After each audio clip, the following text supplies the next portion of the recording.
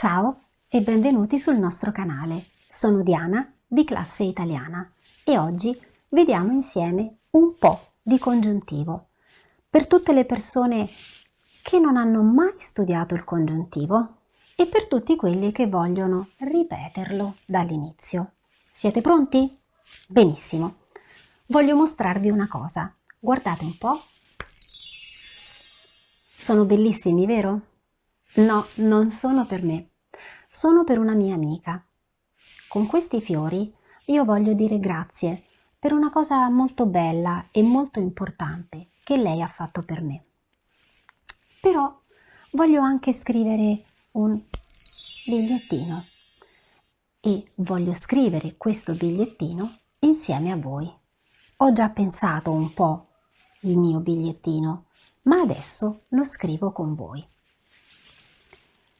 Carissima amica mia, con questi fiori voglio ringraziarti e dirti che per me sei un'amica speciale. Penso che tu sia unica. Credo davvero che tu abbia un cuore grandissimo.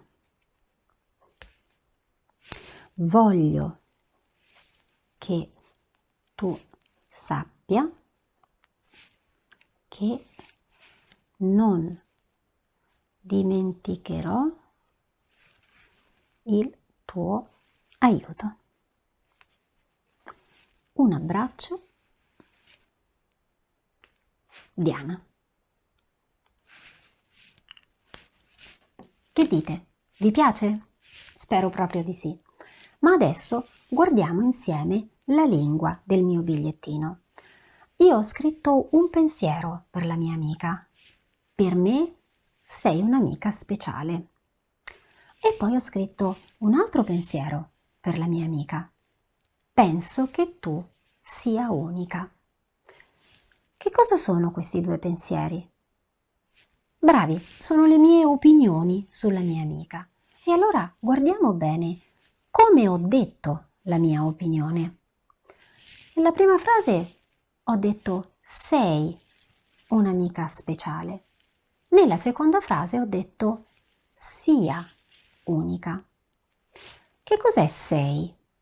Bravissimi. Sei è il verbo essere, presente indicativo, seconda persona singolare. E sia? Che cos'è sia? Perfetto. Sia è il nostro verbo nuovo, è il congiuntivo. È il presente congiuntivo. E quale persona? La seconda. Bravissimi.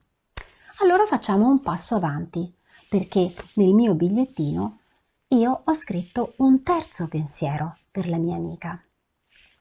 Credo che tu abbia un cuore grandissimo.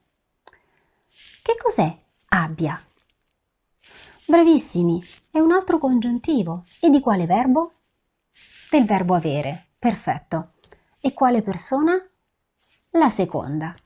Abbia è il congiuntivo presente del verbo avere, seconda persona singolare. Benissimo. A questo punto sono sicura che avete una domanda. Perché usiamo il congiuntivo?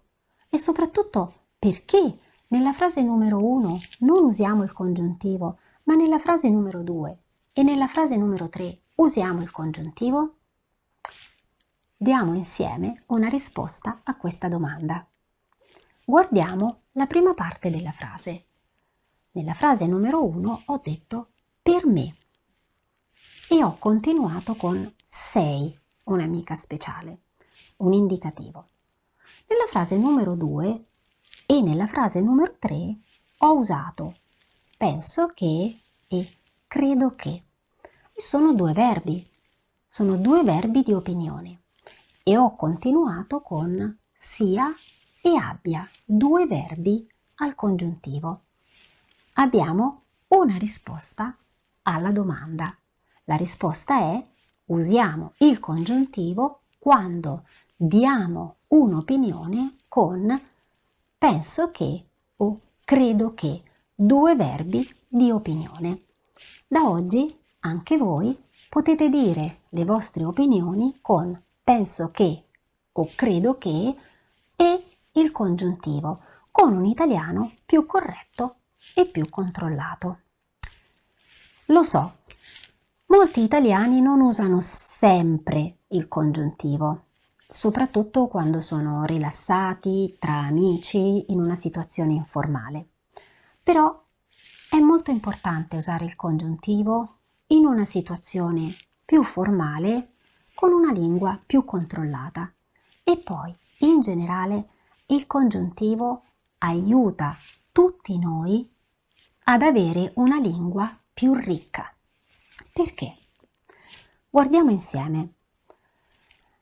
L'indicativo è il modo del verbo per dire la realtà, come è per tutti. Vi faccio un esempio. La mia amica è italiana. La mia amica ha 50 anni. Ho usato il verbo è, il verbo ha, l'indicativo. Perché? Perché è una realtà vera per tutti. La mia amica è italiana, la mia amica ha 50 anni. Ma quando parlo con la mia amica e dico penso che tu sia unica o credo che tu abbia un cuore grandissimo, questa non è una realtà vera per tutti, è una realtà vera per me.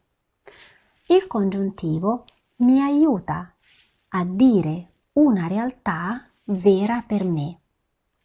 Questa è la differenza tra il congiuntivo e l'indicativo. Con l'indicativo abbiamo una realtà vera per tutti, che si chiama oggettività. Con il congiuntivo abbiamo una realtà vera per la persona che parla e si chiama soggettività. D'accordo? Benissimo. Adesso che siamo un po' più amici del congiuntivo, continuiamo a scoprire le forme, la coniugazione del congiuntivo, che non è difficile. Nel mio bigliettino abbiamo trovato i due verbi più importanti della lingua italiana, il verbo essere e il verbo avere. Sono i due verbi ausiliari. E abbiamo trovato la forma penso che tu sia e la forma credo che tu abbia. Quindi, quale persona del verbo? La seconda persona singolare. Perfetto. Adesso ho una domanda. Secondo voi, il verbo essere e il verbo avere sono verbi regolari al congiuntivo presente? No, bravissimi. Questa non è una buona notizia, anche perché ci sono tanti verbi non regolari al congiuntivo presente.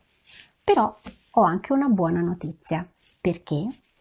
Perché la coniugazione io, tu, lui, lei, noi, voi e loro non è così difficile.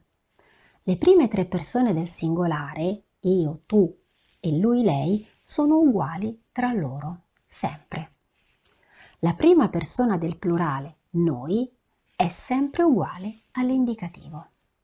La seconda persona del plurale è un po' più difficile e un po' nuova. La terza persona del plurale, loro, non è così difficile. È uguale all'imperativo, ma se non vi ricordate l'imperativo c'è un piccolo trucco. E adesso lo vediamo insieme. Cominciamo con il verbo essere.